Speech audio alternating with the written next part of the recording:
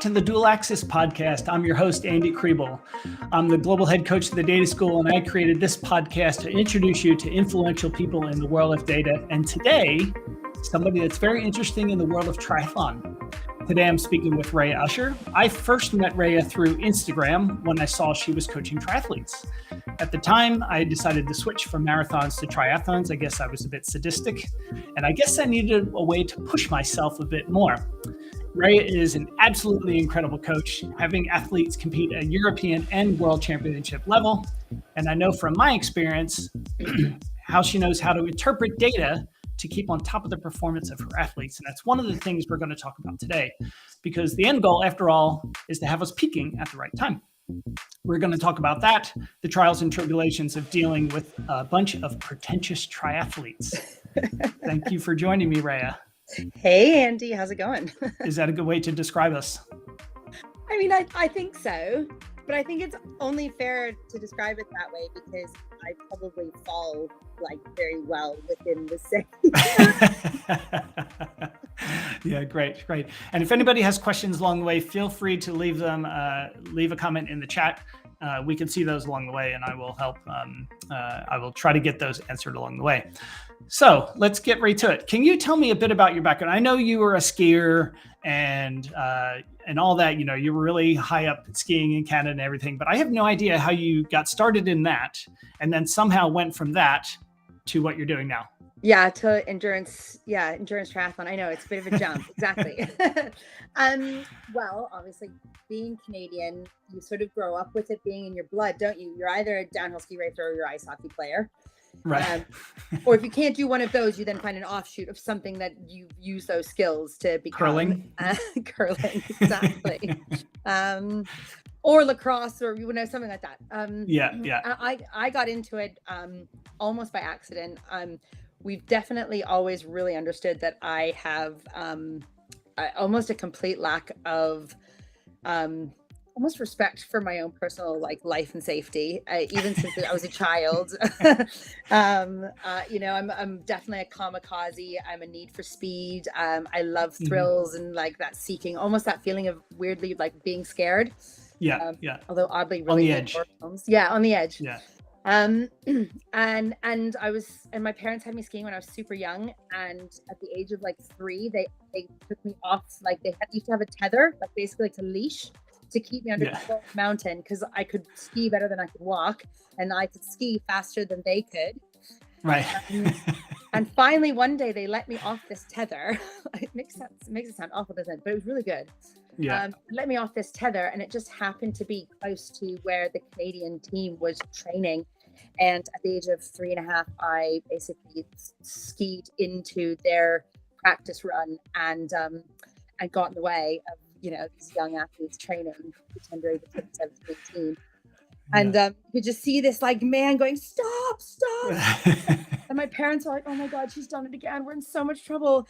And they started like, oh, I'm so sorry. This is so embarrassing. He's like, no, don't apologize. I've never seen anyone who understands skates at that age. Get her racing. Yeah, wow. Right. And then the rest they say is kind of history. So I've been skiing and racing since basically the absolute minimum age that I could. Loved it. Had an amazing career. I got to travel the world. I got to race in so many cool events, wearing my team colors and on the international circuit, which was super cool. And then had a pretty bad accident back in 2001, which feels like so long ago. It was a long time ago. Yeah. Which was effectively the end of my skiing career. And that's what brought me to the UK. So, it was a whirlwind life. That was kind of life number one. Right. And the reason why we came to the UK is that although I was born in Canada, my dad is British. So dual citizenship. And being the typical dad that he is, he was like, listen, now that you're no longer skiing for Canada and you don't have your scholarship to go to one of the best universities in Canada, I'm not paying for you to go to Canada. You're going to school here. Yes, you're going to school here because it's almost free. And this is way before tuition fees were what they are today. Yeah. And so I moved to the UK. They were living here at the time, so they could help me with my rehab. And I've stayed. I love it here. I think it's great. I think as us North Americans, being able to be so close to so many countries is just so cool. Oh, it's amazing. Yeah. Yeah. So and you're just the spoiled. cultures and Yeah, and everyone's different. Like you can drive like literally an hour, and even in the UK, there's a different accent, and same with Europe, which I absolutely love because it just means it never stops. So the question really was, how did I get into triathlon from skiing? I am getting there. And coaching. And coaching. Yeah. And so were you a triathlete before you started coaching? No, well, yes, I was. Yes. So okay. I became a triathlete pre-coaching. And I also had done triathlon as a child when we were skiing, because we would travel the world for a season, and then all we would be doing was skiing and weights. And by the end of the season, we were all pretty hench, but not necessarily in a good way. And we would use the off season to do triathlons to lean ourselves down before we started back on the circuit again. So I always had experience doing triathlon as a young kid and really enjoyed it. Why try and master one sport when you can try and master three? But at that stage, when I'd retired from skiing, I'd kind of retired from sport in my mind. I decided to go to business school. I was working in finance. So I was traveling the world doing that, which was awesome.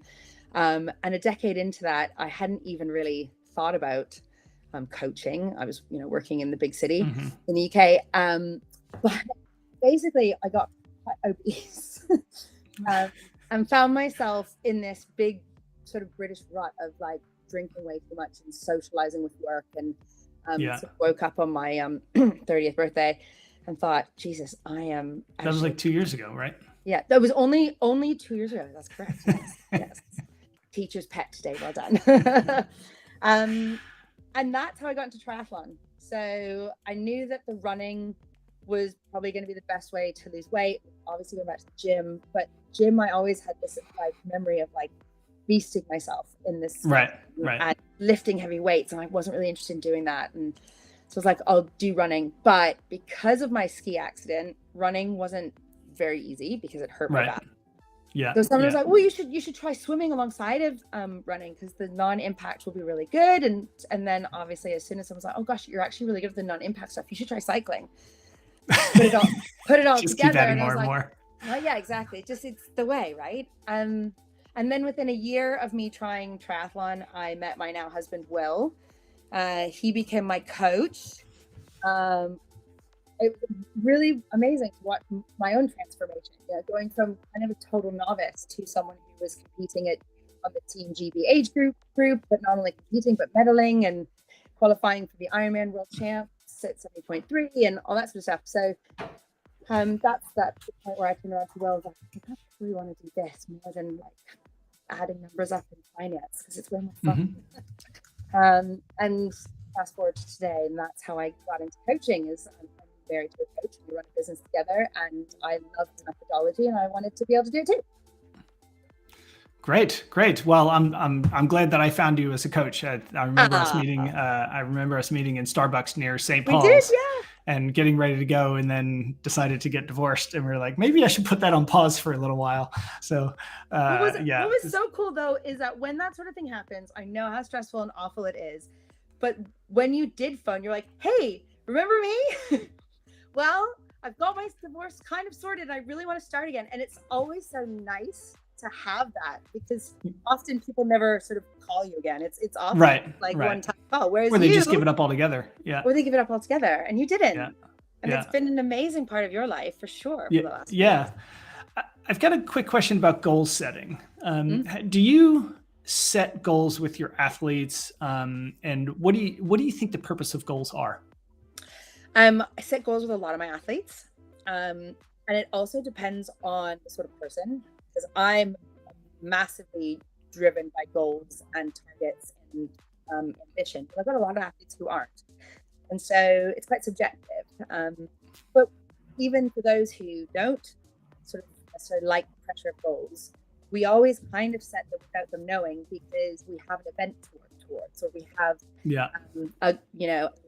something that they want to achieve. And so goals are about trying to plan how you're going to achieve something, whether it's sports, whether it's a new job, whether it's wanting to marry the person whatever you want to be. They're really important to me, because it's kind of how I've been brought up. It's what I know. Yeah. It's how I've always operated. And so goals are those bite-sized chunks of getting to the next stage of life or performance or Right.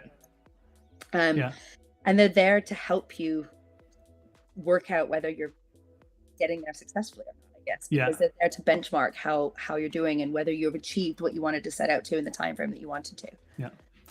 I was listening to a podcast this morning from Adam Grant. I'm not sure if you know who he is. And he's an organizational psychologist. Okay. And he was talking with a former NFL athlete about goal setting. And one of the things they mentioned is that if you set a goal, you're limiting yourself. Right. Because if you hit that goal, then they talked about Roger Bannister. He wanted to, break the 4-minute mile, just barely broke it. But why didn't he set a goal of 3:30? Right. It was, so the goal limited him to doing better than 3:59. Than he possibly could have. Yeah. So I know you and I haven't set goals other than, this is probably what you could do, but, we never set a specific, okay, hit this time or, that kind of thing. So the way I do it is a little bit more subtle. So I ask my athletes, what do you want out of your triathlon career? What is it that you want to achieve? Right. And sometimes that might be a really, really specific answer. It might just be, I really want to do this race and I want to get that time. Okay. So that person, without even realizing it, has set their goal, one for themselves. But they've also limited their goal, right? Potentially. But again, as a coach, my job is to work out whether that goal is measurable, attainable, or if, like you said, delusional. or actually completely opposite, like you said, limiting. And so you can then manage that. But then also your job as a coach, and you know this, is to help change the benchmarks of those goals, because goals should never be static. And I agree that if you have a static goal, it's 100% limiting. Yeah. Which is also why major psychologists who truly believe in goal setting, cognitive therapies, where that's a real sort of element to your sort of training and coaching, is that not only they should be measurable, but you should have multiple goals. You should have medium, long-term, short-term goals. And those goals need to be flexible. You need to be able to adapt them because, like you said, it can limit them.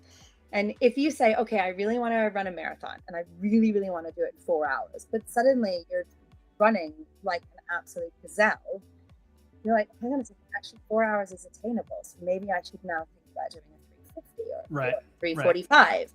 So you still have a goal, but you've adjusted it to make it that little bit harder or attainable or, like you said, less limiting. Yeah. I know for me, one of the struggles I have is letting you down, even though you don't set goals for me. So for example, when I was doing Turkey last year, I was on my second lap of the run and or lap and a half, whatever it was. And Eva told me, Raya said, you can get under 5 hours, go for it. And I was like having heat stroke. And I'm like, I'm letting her down by not making 5 hours, And but in a weird it's all in my head though, but you're just trying to push me, Exactly. But those are goals. You don't have to sit there and have a signed contract that you've agreed on goals. Every single session that I set for you in Training Peaks has targets and has, an interval or a structure to do. Yeah. And, you can microcosm that and look at that every single session that I set you and every interval is a goal, is a target, and you're achieving those or you're not. And then the bigger picture is, oh my God, Raya's just said I could do 5 hours and she's on the other side of the world. And now Eva told me this. And now, oh God, now I'm going to let her down. And so that's almost like setting a goal in your head there and then. Well, now I can't let her down. So now I have to do sub 5 hours. So right. There's a great way to. I might die, but. I might die, but you didn't. Yeah. Thank God. Well, I'm smart. Yeah. So great. As far as kind of like what makes a good mindset of an athlete, for me, I'm like super competitive. I always have to be doing something to push myself. Otherwise I get bored really easily. Yeah. That mindset serves me well, but what is kind of a, sort of, I know you can't put everybody into a box, but what's kind of like a typical mindset that makes somebody maybe more successful than others as a triathlete? I think, well, I guess it's the same across sport, across business, across everything. But I think there is an inherent desire or need to want to be better. That manifests itself in 1,000 different ways, depending on who you are.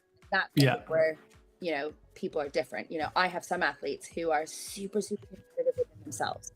So like, I can't believe I didn't do sub 5 hours. I missed it by 30 seconds. I'm now going to sign up for 17 more races to make sure I do that. And they're super competitive within themselves. I have other athletes who are like super competitive against other people. They have benchmarks and targets, and people are like, I want to be better than that person, and I want to do that. Inherently, though, drive, ambition, definitely the 3 makeups that I see that really sets the excellent athletes from the rest.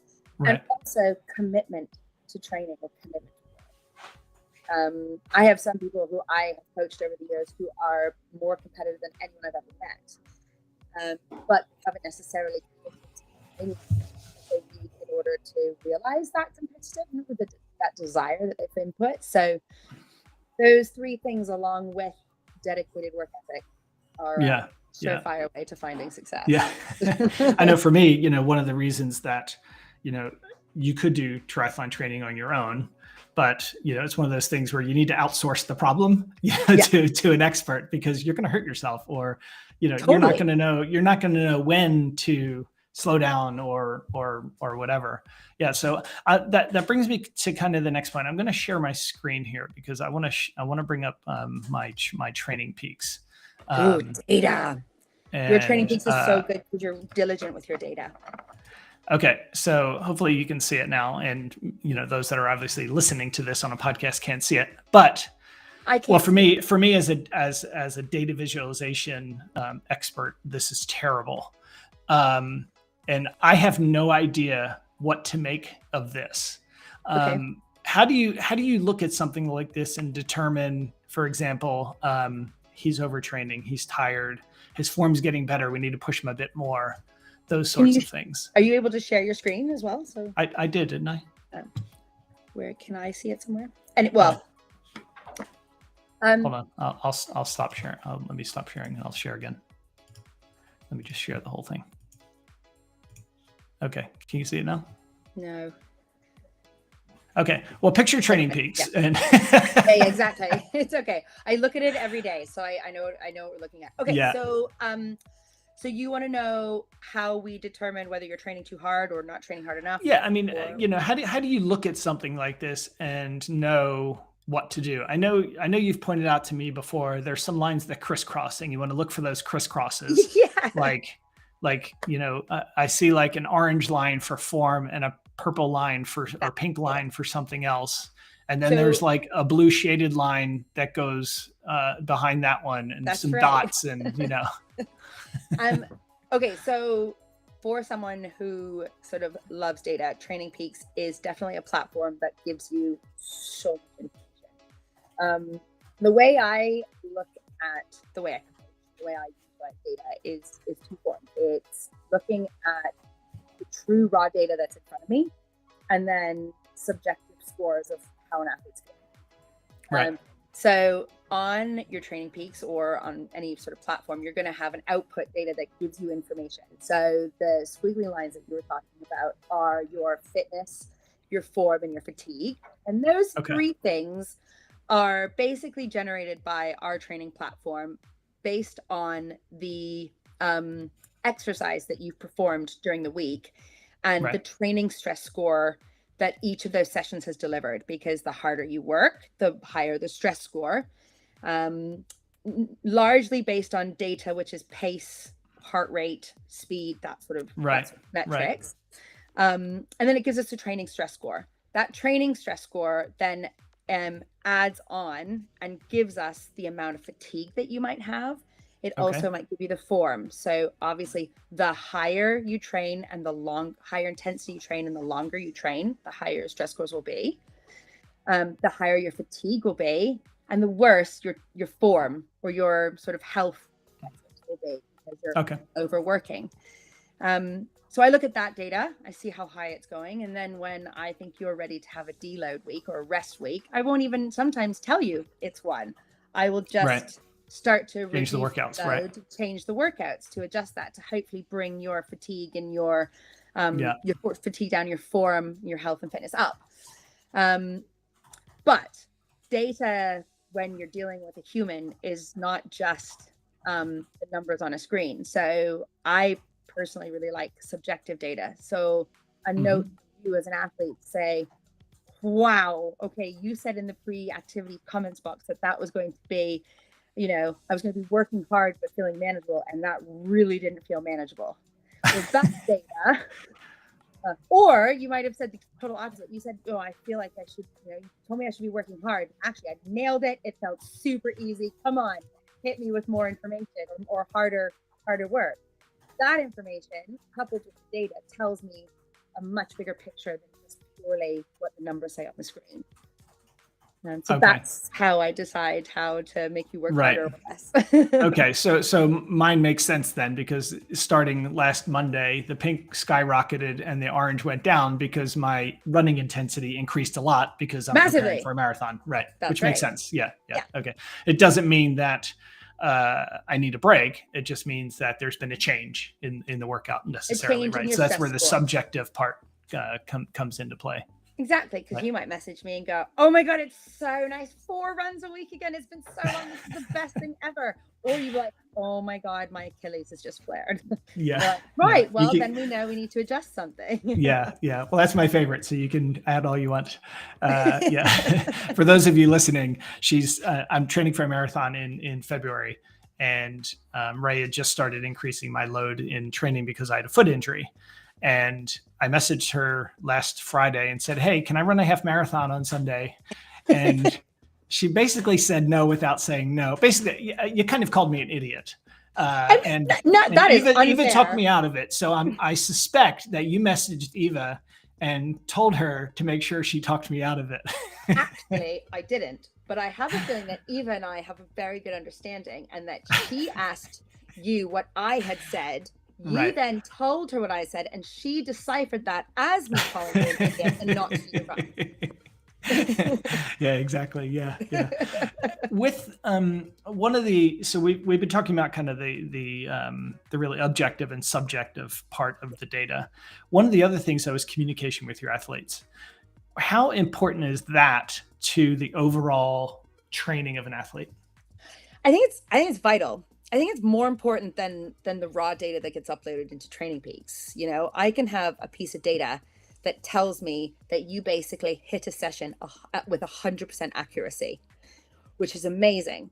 But you can read that as, did I train them hard enough? Was that a hard enough session? Or are they too fit to do the session? So maybe I should make it harder. Whereas actually you might have hit it absolutely spot on, but you were on the edge. Right, you're dying. Yeah. You were dying. And that session might not have been designed to do that. So the more my athletes communicate with me, the better. And I've got some athletes who are great. Like, we even joke, like, they write essays weekly and sessions. And some of them are incredibly entertaining, but also super informative at the same time. And so I have a huge amount of joy reading them. Informative. Very informative and detailed. But actually, do you know what? Those are often some of the best comments that you can possibly get, because actually, if you have got capacity to sit down after a session and provide me an in-depth analysis of what happened with humor, then 1, we're loving the session. 2, you've done incredibly well, but you still have this emotional and mental energy to continue right after the fact, which is amazing. Or that person who normally gives me an essay writes and goes, oh my God, I found that hard today, full stop. And that was it. Yeah. You're like, whoa, what's going on? That data is incredibly important to be able to turn and to read between the lines and to see that, because then you know that actually there's the problem. That is where the data has a gap. That is not normalized data. That is a problem data. But it's subjective. So it means that you can physically see what's going on and make a correction. Normally through chatting to someone and calling them what's happened. But that for me is, I'm a data cruncher. I love numbers. You know me, I love them.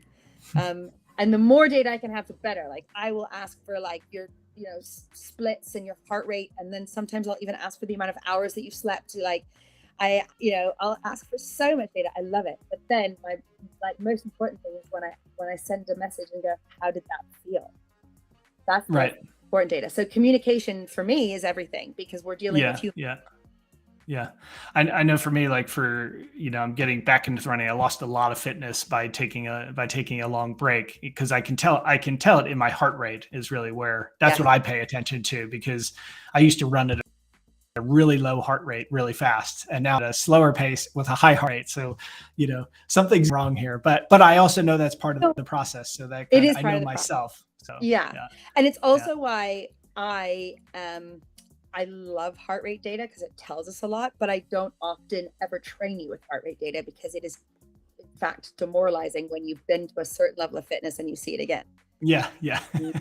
And I'm with you there. Yeah. Well, we're both there. We've both had an extended break, and we're both getting back into it. And neither of our heart rates are particularly healthy looking on the runs, but we can manage that through other areas, like getting more sleep and taking an extra rest day.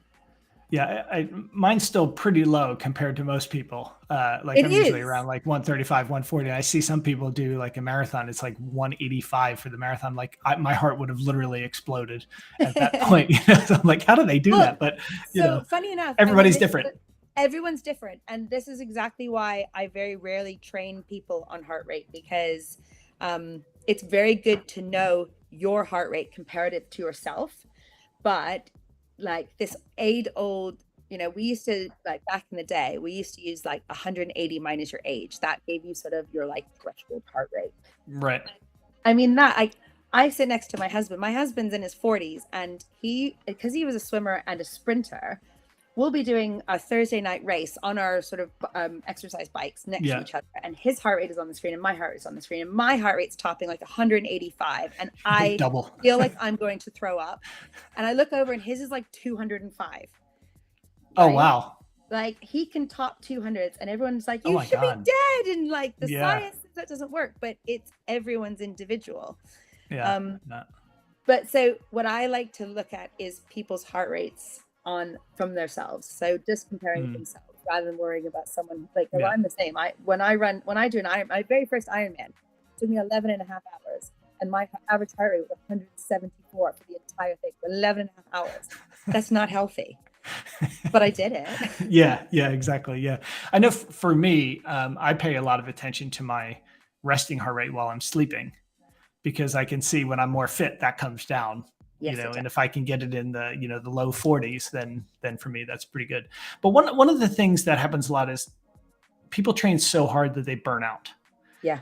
Do you see any signals, like I burned out, earlier, and I guess, earlier this year, maybe it was after Turkey or something, but I did another race to kind of see if I could push through it. And I was like, you know what, mentally I'm burned out. Physically I was probably fine, but mentally I was burned out.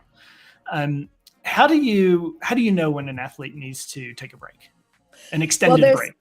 There's physical symptoms and factors that you find a lot, but then there's also, like you said, there's emotional factors, and it is again knowing your data, knowing what you're used to seeing, and seeing the discrepancies. So it happens a lot at the end of season. So you're finally getting up to your last race of the year. I just want Christmas. I just want to be able to pick out veg.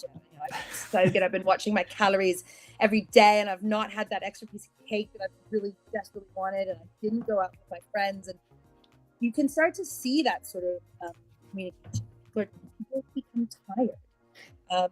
Also, not getting enough sleep because they're overtired. They start to think about things more and more, because actually that this race is stressing them out as opposed to making them really excited and driven and ambitious. So there's a few things that we look for. The first alarm bell that rings for me is excessive fatigue. It can be emotional, but it also can be physical. So if someone is like, I am so tired that I can't sleep, or I'm so tired that I decided to go to bed at 7:00 last night. My head had fallen asleep, and I still had to press snooze 7 times on the alarm. Right. Whereas normally that person is up and out of bed, and their Training Peaks is uploaded before like I finish my workout. Right. So it's monitoring the person that you work with. Mm-hmm. It's understanding what it is that they need as a break, and also reacting to that. So like I have a joke with some of my athletes that I've had 2 or 3 of them that just finished their last race in the last month. And I said to them, right, I'm giving you a 2-week break from me. I'm not going to give you any form of structure. I'm not going to leave you accountable to anything on Training Peaks. I want you to go and do whatever your heart desires. Like, you don't even have to look at Training Peaks because nothing's going to be in there. If you don't want to train, you don't have to train. If you want to go and like see your friends and go for a casual run/walk, do that. If you want to go trail running with your dog, go and do that. Do anything but what I would have you do. Right. And then at the end of 2 weeks, let's talk about how you're feeling. And this is not me saying I don't want to coach you anymore. It's me saying that you need an emotional break for structure. Yeah. And that I think is a good coach, is telling people that they need that. So that helps, because our lives are so regimented, right? As like, these pompous people you're telling us that we are. We are very competitive. We want to be the best, and we're willing to work very hard for it. Because we're willing to work very hard for it, often the signs that we're burning out or we're too tired are so little that we miss them. And sometimes as coaches we do too, for sure, because it's only maybe 1 or 2 times that they've been tired in the last 3 weeks, and that could have been because the session was really hard, as opposed to it being an emotional burnout. So it's a hard measure to determine, but also things like I will often ask if they're all starting to ask, or if an athlete is starting to say some of the same things, I might ask them to go and do a blood test to determine how low their vitamins and minerals are. You did that with me. Yeah. And often, because you're so tired, it's not necessarily just emotional burnout, is that we've worked so hard, but our nutrition hasn't been perfect, and we're deficient in something, and those deficiencies make us burn out so much quicker. Yeah. The other aspect to that you touched on a bit is mental health. What's the best way or what advice do you have for us for looking after ourselves so that we don't get into this, I don't know. We tend to put a lot of pressure on ourselves, and we get down when we don't hit something, and the highs and lows are extremes. Yeah, they are. How should we be looking after ourselves? Well, that's a really good question, because half of the time, most of the athletes that I coach choose triathlon because it is one of their forms of keeping their mental health healthy. And so it's something you have to manage, and you have to be there for an athlete. Everyone manages it differently. Also, preempting the highs and the lows is really important. So as a coach, especially if it's someone's first long distance event. So if you're going to do your first Ironman for the first time, your first 74.3, or even the first marathon, any long distance event, you get something called the post-race blues. And it's very, very rare that you don't get it, because you've been working so hard. One point, like you said, very similar to like setting goals and having this limit, because you get to the finish line and then suddenly you're like, well, now what? Right. And it hits you. Or you sign up for another race. Wow. I mean, that's the way I treat the managing of mental health, is that I was like, listen, I'm just letting you know that like the post-race blues can be quite bad, and I'll be here for you, and we can talk about it as much as you want. But one of the ways to avoid those ups and downs is to actually have something, your next goal, your next target in the diary before you actually finish the first one. Yeah. Now, what should we be doing? Yeah, go ahead. If you're someone who's never going to do the sport again, then it doesn't have to be another race. It could be like, okay, do you know what? Now that I'm never going to do an Ironman again. So now I need to go and learn a language, or I need to do this. But you have to have something in place to manage the highs and the lows. Yeah. Or you can just call your coach and tell them what a crappy or awesome day it was, and talk it through, because talking is such a great way to manage mental health. Yeah. Okay. So another important aspect is nutrition. I remember when, before I did my first half Ironman in Weymouth back, I don't know, whenever that was, last September, something like that. I had a really brutal schedule of races coming up. I think I had the Berlin Marathon the following weekend. And I think it was maybe Thursday of that week. You're like, what's your nutrition plan? And I was like, what's a nutrition plan? And you were completely mortified that I had never used any nutrition. I'd run all these races, marathons, and never took any nutrition. Well, I was also very mortified that we'd been working together for so long and we hadn't talked about it before too. Well, there were no races, so we had no reason to talk about it either. Yeah, exactly. Yeah. Yes, I was mortified, but like only because the last thing I wanted to do was for your race to fall by the wayside, not because of anything that you had done wrong in training because you were ready to go, but because you didn't have enough energy to come to the finish line. That's why I was mortified. Yeah. So how should, what are kind of like general principles for nutrition when you're in training, maybe versus when you're in a race? So tolerance is key. We work in long course triathlon. So if you're doing short course triathlon or sports that are power sports, the onus of nutrition planning is much less important. Yeah. So if I was coaching you in the gym and we were doing 3 sets of 15 reps in the gym, we wouldn't necessarily be worrying so much about your nutrition plan. We'd maybe be looking at your recovery protocol and making sure you have enough protein. But this is endurance sports is one of the main places where you really have to make sure that your tolerance for carbohydrate intake is high enough. Which also means that normally we do this slightly before, like 3 days before the race. Also why I was mortified, because I hadn't practiced with you, like how many gels you were going to be able to take. So it's very important because we need to make sure that you've got enough energy in the system to be able to finish. But also, as we're racing, your body is depleting that energy. Right. Okay? So we need to keep your mind and blood sugar level under the understanding that you still have energy left. Okay. Now, carbohydrates, technically speaking, take about 12 hours to convert from actual carbohydrate to glycogen in your muscle stores to do energy. So the gels or the energy that you're taking on during a race isn't necessarily to provide you energy. It's to maintain a blood sugar level for your mind to believe you have the energy to keep going. Unless you're doing uber multi-day sports where you do have time for that. So tolerance is the key.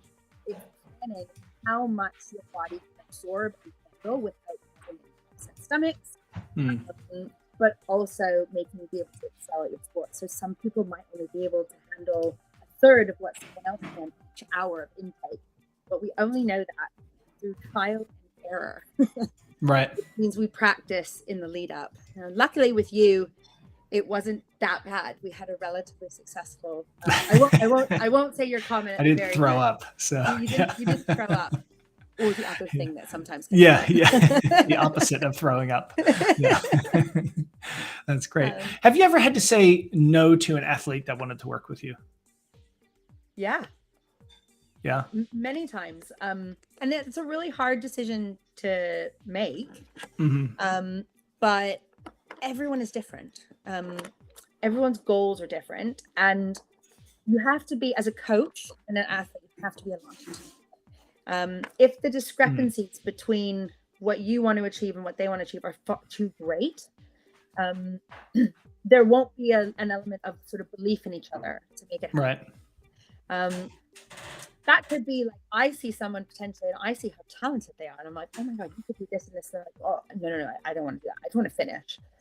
And you're like, oh my God, but you're so good. I want to push really hard. And that sort of relationship would never work, because I would be way too pushy of a coach for someone who's potentially super talented, but actually doesn't really want to, they just want to finish. But in the same vein, I've had athletes come to me and I look at their goals and what they want to achieve, and I look at the data and how long they want to achieve something, and there's way too far of a gap between what I think it would take to get to their goal.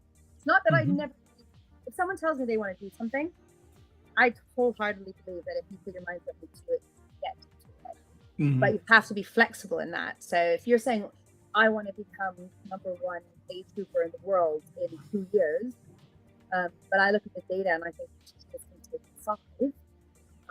I'm not the right coach because he won't have the patience for me to get him to where they want to go. Right.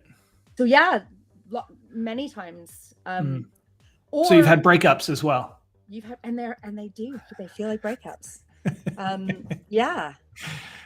It's awful. I mean, and you become very close with someone as a coach, right? You're not just scheduling workouts for them. You're talking about, you become almost a therapist, because like you said, it's interpreting data, but it's, well, let's talk, like you said, the first time we ever met, you were like, oh my God, I'm so excited about this. But actually, I've decided that I'm going to have to go through a divorce. That sort of stuff is really, really hard on your mental well-being. It affects so much. It also massively affects your performance.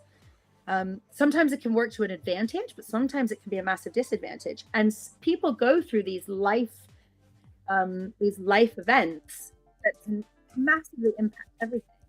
It could be a new job, it could be a divorce, it could be a child, it could be a bereavement, and all those sorts of things are massive influences and factors into your performance. Right. But also it can be something that breaks you from wanting to do the sport, or breaks you from wanting to work with you. Not because I was involved with the divorce or anything, but right. Yeah, and they need a change.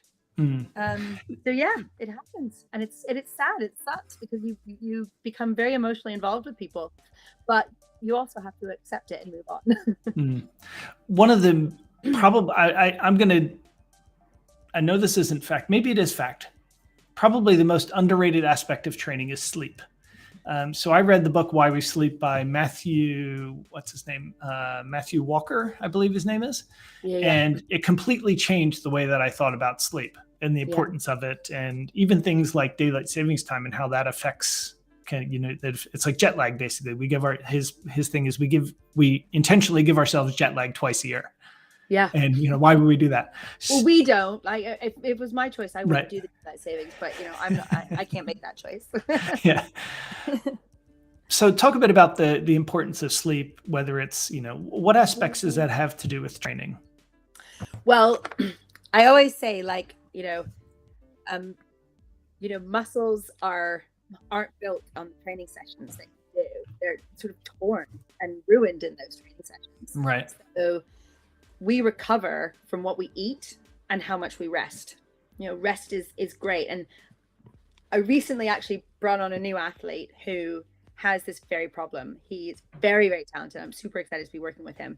So actually it's not about me making him a better athlete. It's making him an all-rounder. Right. Because he can't take rest days, and he sleeps 3 hours a night because he has a very high performing job. And so I put in, on our very first week working together, I put in something called the rest day, and he absolutely freaked out. Not at me. It was like, I can't do that. Raya, we need to talk about like the dynamics of our relationship. I was like, okay, well, that's good. Let's talk about it. I like it. Oh, I'm excited by those. Yeah, I was like, that's fine. Okay, let's talk about this. This is great. Okay, tell me why you can't do a rest day. He was like I can't sit still, and I constantly need to feel like I'm achieving something. So even if it's like just going to the pool for 30 minutes doing this, or even yoga, and I was like, okay. So I then decided that I was going to change the name of the day the following week, because I did a whole bunch of studies. I love reading like sports psychology books, things like that, and rest days are a big problem with a lot of athletes, very high driven athletes in particular. And so I decided to rename it, and it changed everything. And so I decided to change it to game day. So it's still got the saw that. I noticed that. Yeah. I've changed it, and so I've started to add it to everyone's programs now, because it suddenly clicked, and this athlete called me and he was like, I get it. Because I had tried to explain to him on the phone. I was like, listen, here's the thing. You're only sleeping like 3 to 4 hours a night. At least the quality of your sleep is quite good, because obviously I get that data too. Like I literally can see when you're sleeping, what time you go to bed, what time you wake up. Like I see everything. It's quite weird. It's great. I love it. It's creepy. It is creepy, but and so what I had put into this like game day was to explain, like, We train you so hard. Yeah. You never get better on those days. You basically only get worse. So every training day that I give you effectively makes you a little bit more tired, a little bit worse until you've rested, until you've recovered. And it's that period of recovery, hopefully when you're sleeping, because your heart rate is at its lowest, your body is at its most relaxed. And so that is when your body is able to start preparing cells and making sure the organs are at their optimum. Sleeping is so important. And so I sort of explained this in the game day, and he called me this day. He was like, "This is game changer. Okay, I get it.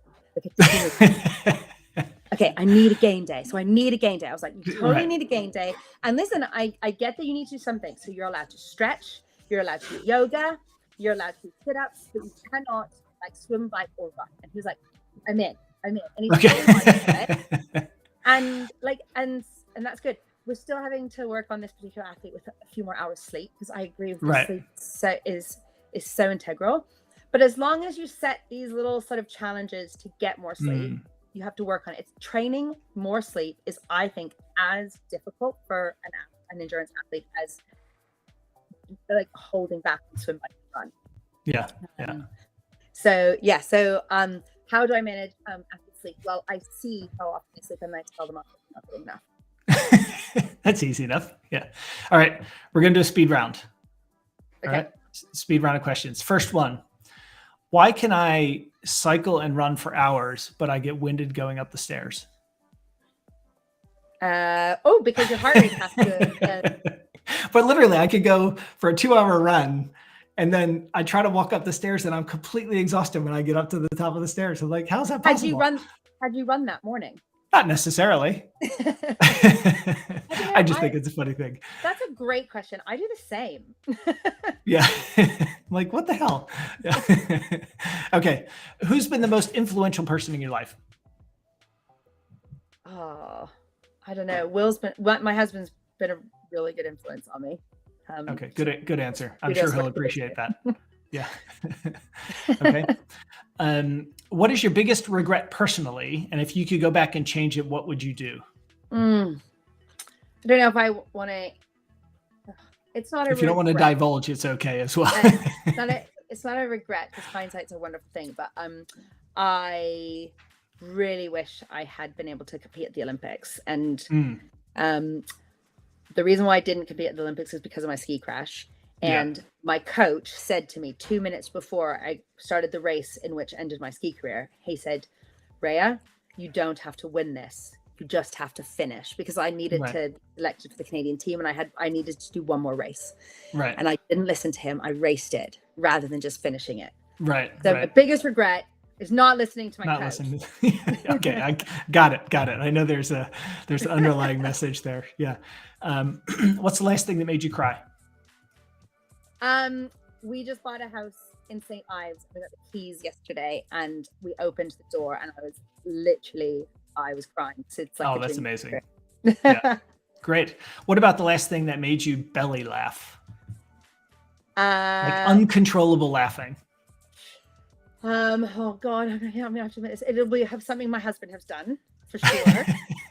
Something dumb. Something dumb. Yes, exactly, Andy. And it's often so dumb that I find it hilarious, but then he thinks he's hilarious, and so that then starts me off laughing. It starts laughing at him, and then in the end, I'm in absolute hysterics. So yeah, again, it's my husband. Okay, and I've got one more question. What I'm doing is, I heard this on another podcast. My previous guest, I asked them to leave a question for the next guest, even though they don't know who the next guest is. So I'm going to ask you for a question as well. But her name's Kim. She works in artificial intelligence at JP Morgan. And she's big into, using data for social good and things like that. So her question was, what's one thing we could do to immediately help humanity? Wow. Deep. I don't know if I'd be a triathlon coach if I can answer that question, but okay, honestly, recycle and do your bit, because I think we always say, I'm not going to make a difference. Right. I'm big on same goes for voting, right? My one vote doesn't count. Yeah. Yeah. And then look what happened. Yeah. And I'm talking about your country. Yeah. Well, UK is my country as well. So yeah. Both places. Do your bit. If we all do our bit, then hopefully we'll leave this world in a slightly less worse off way than our kids might end up seeing it. Okay. And what's your question for my next guest? I'm not going to go that deep. I'm not that philosophical. That's okay. It doesn't have to be. What is your greatest life accomplishment? Ooh, okay. That's not deep. Excellent. That's like, what's your proudest moment? Yeah. Oh, that's okay. Yeah. What's the best way for people to get in touch with you? I'll put your contact information in the notes, but what's the best way if somebody wants to work with you? What should they do? Yeah. We are, so you can get in touch with me on Instagram, Raya _Usher _precision coach. You can message me there, or you can email us info@precision-coaching.co.uk. We've got all of our details on our website. So if you want to know more information about coaching, or you want to get involved, you want to learn to swim, you just want to have amazing, positive attitudes and get to know some very cool people, just like Andy Kriebel. We've got loads of them.